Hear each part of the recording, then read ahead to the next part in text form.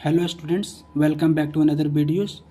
इस वीडियो में हम बात करेंगे आर.एस. अग्रवाल क्लास 7th के चैप्टर नंबर 2 का एक मोस्ट इम्पॉर्टेंट कंसेप्ट जो कि है solving brackets while evaluating expressions.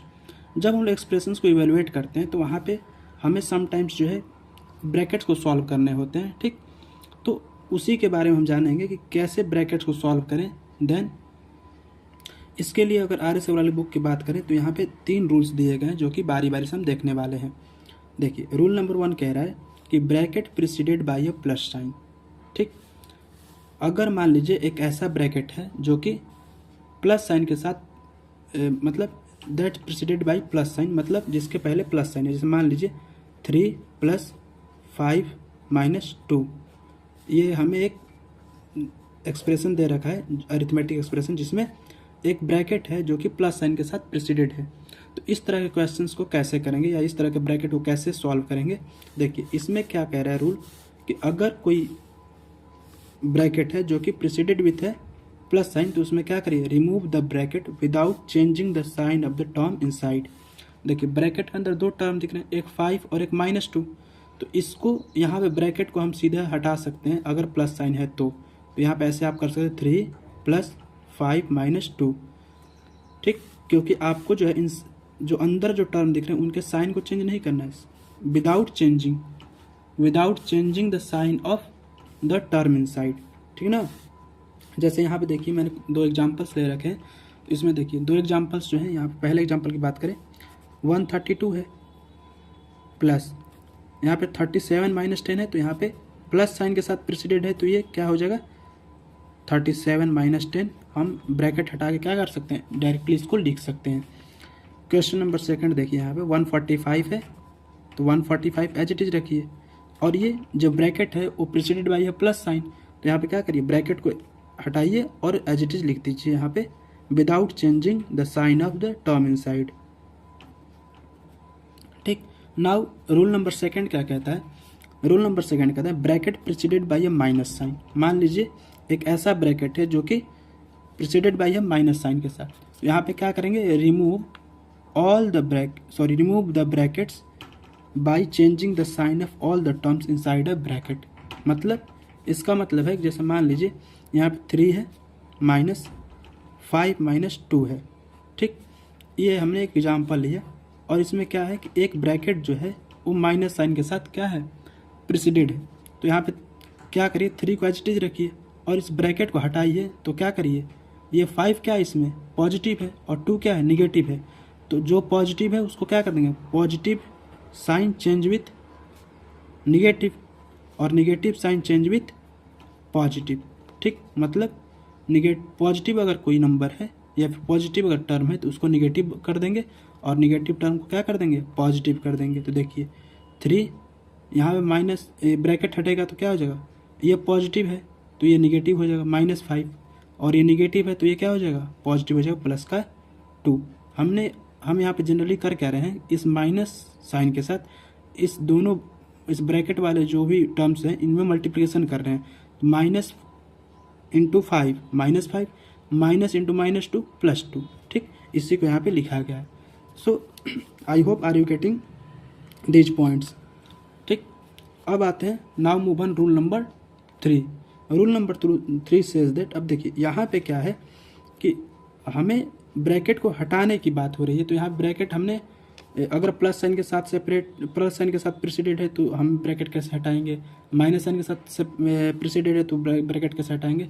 Rule number 3 कहता है कि evaluate inside the bracket first. मतलब सबसे पहले हम लोग क्या कर लेंगे कि ब्रैकेट को क्या कर लेंगे, पहले इवेलुएट कर लेंगे। मतलब जो भी चीज़ें ब्रैकेट के अंदर है उससे पहले हम इवेलुएट कर लेंगे, देन उसके बाद आगे जो भी प्रोसेस है उसको यूज करेंगे। देखिए, always simplify the part of the expressions that lies inside the bracket before removing the bracket and then apply the operation lying outside the bracket. जैसे मान लीजिए यहाँ पे मैंने कुछ एग्जांपल ले रखा है मैंने। देखिए 210 है +17 + 14 है, तो हमें सबसे पहले क्या कर लेना है, इस ब्रैकेट को सॉल्व कर लेना है। 210 को एज इट इज रखिए, +17 + 14 क्या हो जाएगा 110, और इसको क्या कर दिए, ब्रैकेट में कर दीजिए। अब देखिए हमने ब्रैकेट को सॉल्व कर लिया, अब ब्रैकेट को हटा दीजिए और ब्रैकेट के बाहर जो भी ऑपरेशन है उसे लगा दीजिए, जैसे 210 और प्लस 110 इक्वल टू 320। ठीक, आपको यहाँ पे ऐसे चीज़ें करनी है। ठीक, now move on next question. देखिए 150 है, यहाँ पे प्लस का 41 माइनस 15 है, तो यहाँ पे क्या करिए, पहले इसको सॉल्व कर लीजिए। तो यहाँ पे 150 है प्लस 41 माइनस 15 करेंगे तो 11 माइनस 5 6 और 3 माइनस 2 सॉरी 3 माइनस 1 2, तो यहाँ पे 26 हो जाएगा। तो ये जो है आपका, अब क्या हो गया, ब्रैकेट ऑटोमेटिक यहाँ से हट गया, तो यहाँ पे जो भी आएगा आंसर 176 ये आपका आंसर होने वाला है। इस वीडियो में हमने देखा कि जब कभी भी हम ऐसे एक्सप्रेशंस को इवेलुएट करेंगे जिसमें ब्रैकेट्स आ रहे हैं, तो उनको ब्रैकेट्स को हटाने के 3 तरीके के बारे में बात किया।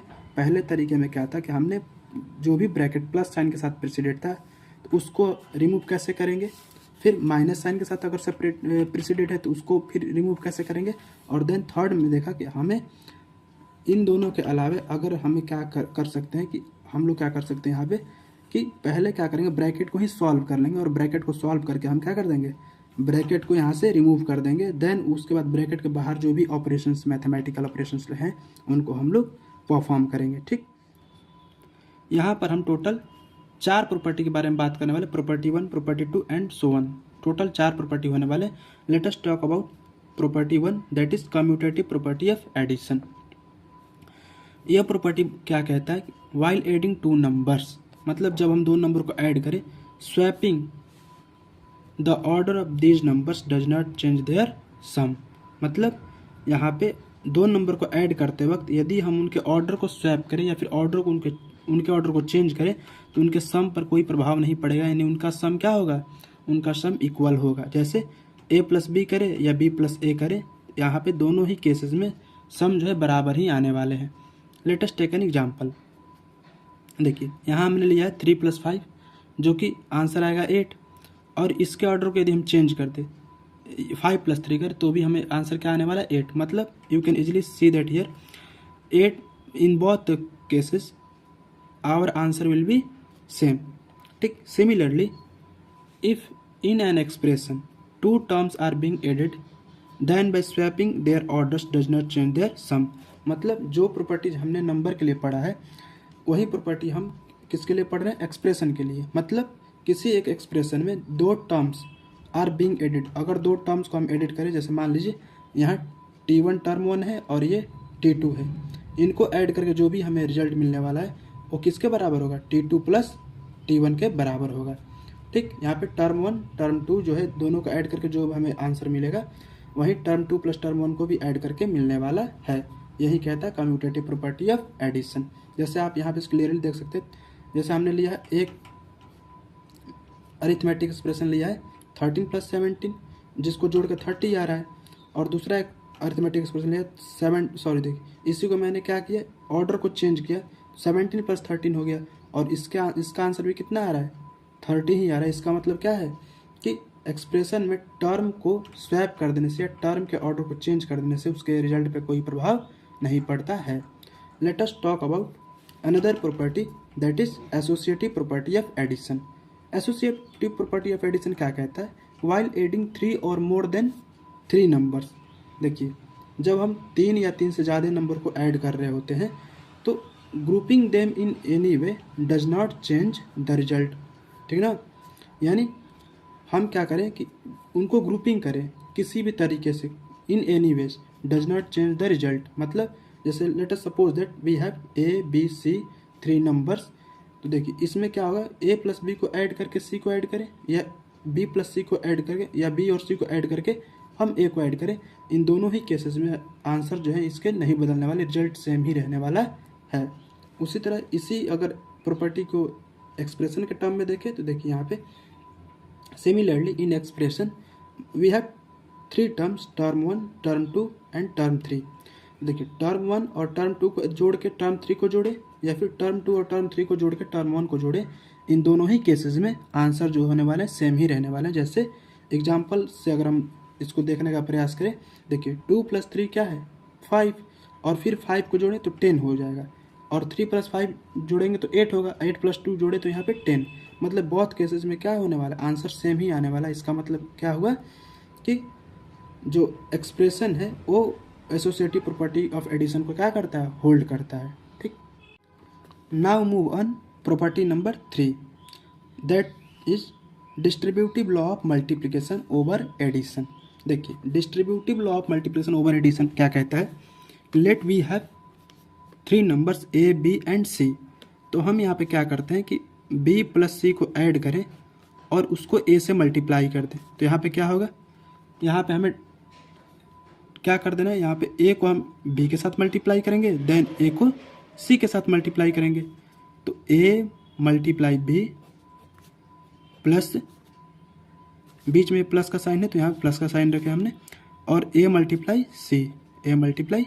c। ठीक, ये आपका रिजल्ट टर्मिनल जो कि यहाँ लिखा गया है। ठीक, उसी तरह से जैसे हम लोग क्या करें, a + b को ग्रुपिंग करें और c से मल्टीप्लाई करें। तो देखिए हमें करना क्या यहाँ पे होता है, c को बारी बारी a से और b से मल्टीप्लाई करें। देखिए c × a plus and c × b। ठीक, तो अभी तक जो हम प्रॉपर्टी पढ़े थे, प्रॉपर्टी 1 एंड प्रॉपर्टी 2, जो कि हमने पढ़ा था associative law and commutative law, उसमें वो किसी एक मैथमेटिकल ऑपरेशन के लिए थे। लेकिन डिस्ट्रीब्यूटिव लॉ में 2 मैथमेटिकल ऑपरेशन आते हैं, मल्टीप्लिकेशन एंड एडिशन। ठीक, और यहाँ पे मल्टीप्लिकेशन और सब्ट्रैक्शन। ठीक, now move on property number 4, distributive law of multiplication over subtraction. मतलब हम इसमें पढ़ने वाले हैं कि यहाँ पे तो एडिशन और मल्टीप्लिकेशन के बीच में डिस्ट्रीब्यूटिव लॉ था, और यहाँ पे डिस्ट्रीब्यूटिव लॉ किसके बीच है, मल्टीप्लिकेशन के और सब्ट्रैक्शन के बीच। ठीक, मान लीजिए ए और बी और सी क्या है, 3 नंबर्स हैं। ठीक, आप इनको टर्म मान सकते हैं इन अरिथमेटिक एक्सप्रेशन। ठीक, a - b करिए और उसको c से मल्टीप्लाई करिए, तो क्या करिएगा, c × a करिए या फिर a × c करिए, a × c, बीच में माइनस है, बीच में माइनस एन रखिए, b × c यहाँ अरेंज कर दीजिए। फिर a × b - c है तो a × b करिए, a को b से मल्टीप्लाई करिए, फिर देन a को c से मल्टीप्लाई करिए विथ माइनस साइन। देखिए a × b माइनस है बीच में तो माइनस रखिए, a × c रखिए। ठीक, now move on some questions for better understanding. देखिए यहाँ पे एक क्वेश्चन दिया गया, 34 × 77 + 66 × 77। हमने जो अभी कंसेप्ट सीखा उसका जो है यूज हम इस क्वेश्चन से जानेंगे। देखिए क्या यूज होने वाले हैं इस प्रॉपर्टी के। ठीक, देखिए यहाँ इन दोनों में क्या चीज़ें दिख रही हैं हमें, 34 × 77 और प्लस 64 × 77 है। अगर इनको हम बेसिक से करने जाएं तो बहुत टाइम कंज्यूमिंग है ये। 34 को 77 से मल्टीप्लाई करना, देन 66 को 77 से मल्टीप्लाई करना, देन उनको ऐड करना, it is very time consuming. So यहाँ क्या करेंगे हम लोग, यहाँ पर देख रहे हैं कि इस वाले ये एक टर्म अलग है और ये एक टर्म अलग है। ठीक, आई होप आप टर्म के विषय में जानते हो। देखिए ये एक अलग टर्म है और ये एक अलग टर्म है। इन दोनों टर्म में क्या कॉमन है, इन दोनों टर्म में कॉमन है 77। तो 77 को क्या कर लीजिए, कॉमन कर लीजिए। ठीक, 77 को कॉमन करने के बाद हमें क्या मिल रहा है, इस वाले टर्म में क्या शेष है 34, बीच में क्या है प्लस, और इस वाले में क्या शेष रह गया 66। तो यहाँ पर क्या करिए, 77 को एज इट इज रखिए, मल्टीप्लिकेशन 34 और 66 को ऐड करिएगा तो यहाँ पे हो जाएगा 100। ठीक, तो आंसर क्या हो जाएगा 7700। मतलब जो क्वेश्चन हमें कॉम्प्लिकेटेड दिख रहा था उसको हम distributive law of multiplication over addition का यूज करके हमने क्या कर दिया, इसको बहुत इजी वे में हमने इस क्वेश्चन को कर दिया। इसी तरह से हमें और भी क्वेश्चंस में ये जो डिस्ट्रीब्यूटिव लॉ है इसका यूज करके हम क्वेश्चंस को सॉल्व कर सकते हैं। Let us take another example. देखिए कह रहा इफ़ 74 × 52 = 3848 देन फाइंड 174 × 52। तो देखिए इस क्वेश्चन में क्या है कि हमें 74 + 52 दे रखा है 3848 और 174 + 52 पूछा जा रहा है। इस क्वेश्चन को कैसे करेंगे, देखिए इस क्वेश्चन करने के लिए करना है हमें कि इसका यूज हम तभी कर पाएंगे जब हमें ऐसा एक्सप्रेशन कहीं ना कहीं दिखे। ठीक। तो इसको पहले हमें फाइंड क्या करना है इसको, तो आपको यहाँ पे मल्टीप्लाई नहीं करना है कि इनको इनसे मल्टीप्लाई कर दिया हमें आंसर आ गया, नहीं, हमें इसका यूज करना है इसको सॉल्व करने के लिए, ठीक। तो 174 को लिखिए मल्टीप्लाई 52 लिखिए। अब आपने अगर पिछली कक्षाओं में एक्सपेंडेड फॉर्म के बारे में पढ़ा होगा तो आप यहाँ पे क्या कह सकते हैं कि देखिए 174 को क्या लिखा जा सकता है, 100 प्लस का 74 और मल्टीप्लाई 52। देखिए अब यहाँ पे कौन सा कंडीशन बन रहा है, ये वाला कंडीशन जो कि हमने यहाँ लिखा हुआ है कि किसी एक नंबर से दो नंबर के एडिशन में हम एक नंबर से मल्टीप्लाई कर रहे हैं, तो यहाँ पे ये वाला कंडीशन बन रहा है। देखिए अब इसको इससे भी मल्टीप्लाई करेंगे 100 इंटू 52 प्लस 74 इंटू 52, तो यहाँ पे क्या हो जाएगा 100 इंटू 52 5200 प्लस 74 इंटू 52 क्या है, हमें क्वेश्चन में गिवन है जो कि है 3848, तो 3848 यहाँ पे रख दीजिए जो कि होने वाला आपका, देखिए 4848 एज इट इज हो जाएगा, और देन 8 + 2 10, 5 + 3 8 और 9, यहाँ पे हो जाएगा आपका टोटल 9048, ठीक। आई होप आप जो चारों प्रॉपर्टी है उसको समझे होंगे, ठीक। और अगर आपको ना समझ आए तो वीडियो को दोबारा देखिए, आप अच्छे से समझ जाएंगे और आप इस क्वेश्चंस को समझे होंगे जो कि बहुत इंपॉर्टेंट क्वेश्चन रहने वाला है आपका, ठीक। तो आपको इन क्वेश्चंस के माध्यम से आपको एप्लीकेशन बताया गया। सो चलिए बाय बाय, अगले वीडियो में मिलते हैं जिसमें हम लोग बात करेंगे एक्सरसाइज 2C की।